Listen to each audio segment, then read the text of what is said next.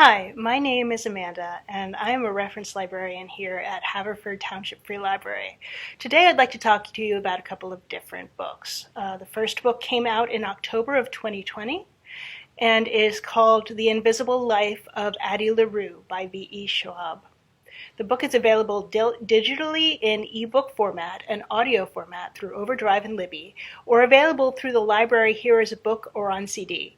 We actually also just got a set of it together for our book club in a bag program too. So if you're interested in that, please feel free to contact us and book that for your book club. It was reviewed on NPR.org in the Washington Post book review section and in the New York Times book reviews for October 2020. This book is about a young woman named Adeline Larue, born in the small village in the countryside of France in the 1700s.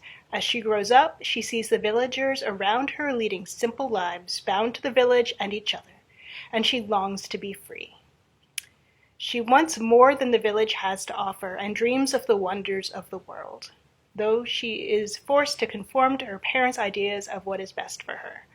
One day when she is 23, she is being forced to marry, but she runs away, praying to someone to save her. The darkness answers. He gives her eternal life, or I guess it gives her eternal life for the price of her soul, with the single curse that she is forgotten as soon as she goes out of eyesight. So she's forgotten by everyone she meets as soon as they turn around. A good part of this book takes place in New York City in the year 2014. When Addie meets a young man named Henry, a clerk at a local used bookstore, who, unlike everyone else that she has met in her 300-plus years on Earth, remembers her from day to day.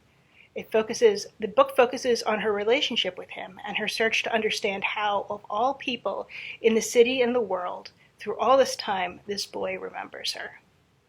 There are flashbacks throughout the book that showcase her life in her years on Earth as she struggles to adjust and live in a world between people, her evolving relationship with the dark spirit that bargains her soul, and her longing to become a muse over the years, finding meaning in her life through inspiring artistic works in those she repeatedly meets every day for the first time.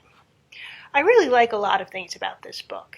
The characters are deep and interesting, their interactions are sincere and very real. As the book progresses, you really start to feel for the situation that Addie and Henry are in. You empathize with why she sold her soul, and watching her learn and grow, even as she remains the same physical age for hundreds of years, is interesting. As someone who has been involved in the arts and theater, I really appreciate the view that this book has on the arts. Much of Addie's reason for being alive for so long is to enjoy the beauty that humanity can produce. She goes to see an opera that she watches in Munich in 1872, or she inspires a painting in 2014. One of the other main characters, Henry, is also interested in creative pursuits, being interested in photography, or going outside exhibits with Addie. I love the focus that this book has on the potential of humanity to create great and wonderful things, to see such beauty in the world. I also really love the language in this book. The description is vivid and poetic.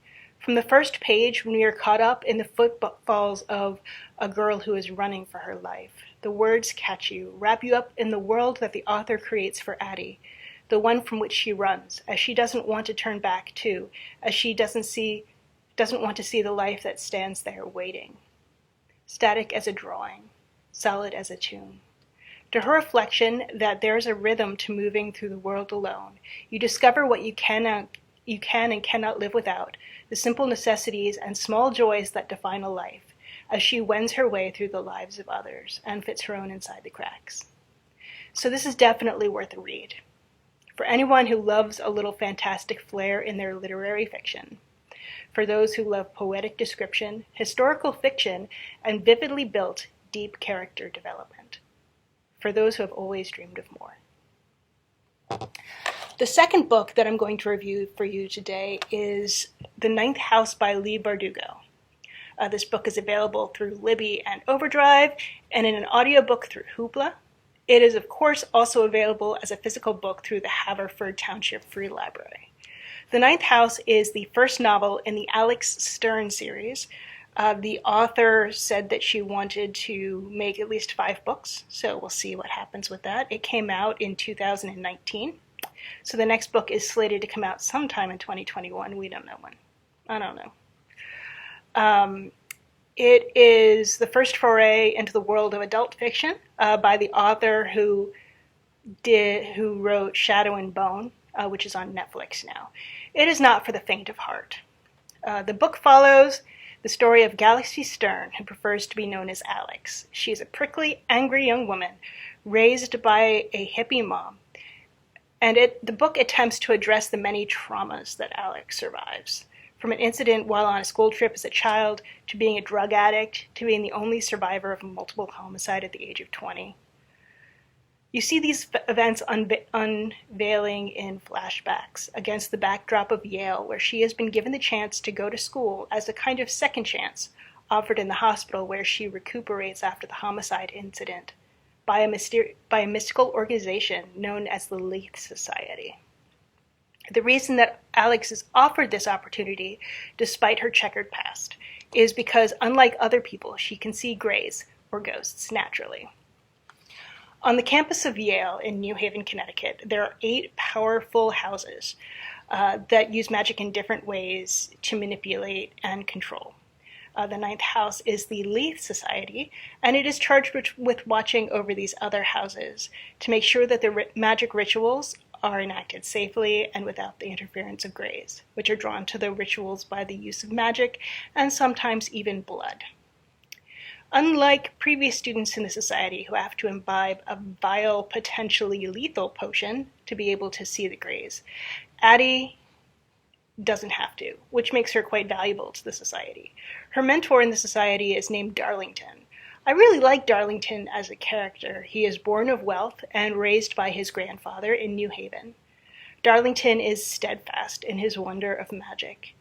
And despite his misgivings at having to teach someone so rough around the edges as Alex the secrets of the Leigh Society, he does his best to teach her what to do and protect her, until, that is, he disappears.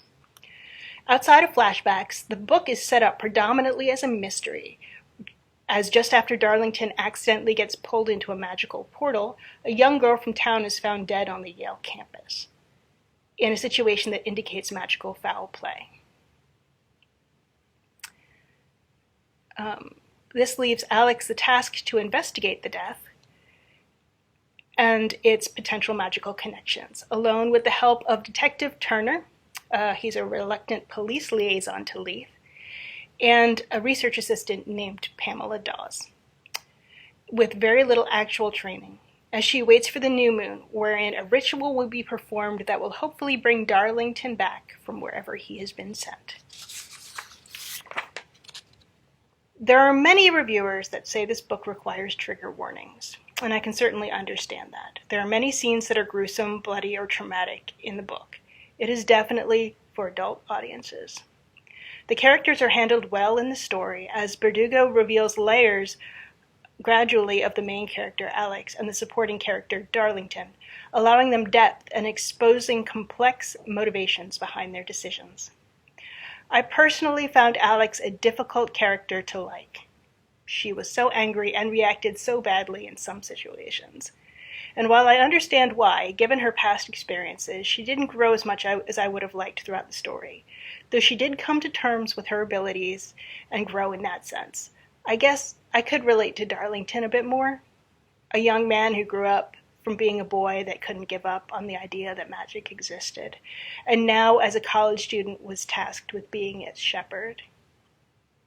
There's something noble about Darlington, the gentleman of Leigh, that I resonate with, and his character does provide stark contrast to that of Alex. I appreciate the way that they connect and learn to appreciate each other, even the short time that they knew each other. The other thing that I like about the book is the idea that something profound and magical can exist just beneath the surface of the mundane, where most people wouldn't see. You would like the book if you are interested in dark fantasy or the idea that magic can exist in a mundane world. If you like the young adult series that Leigh Bardugo has written, you would also like this book. While it's not quite as descriptive as a young adult series, it is a good book, and I really look forward to the next in the Alex Stern series. So those are my reviews for the books today for my Reading with Reference. Come on down to Haverford Township Free Library and check out these books or any other books that might strike your fancy. And you have a great day.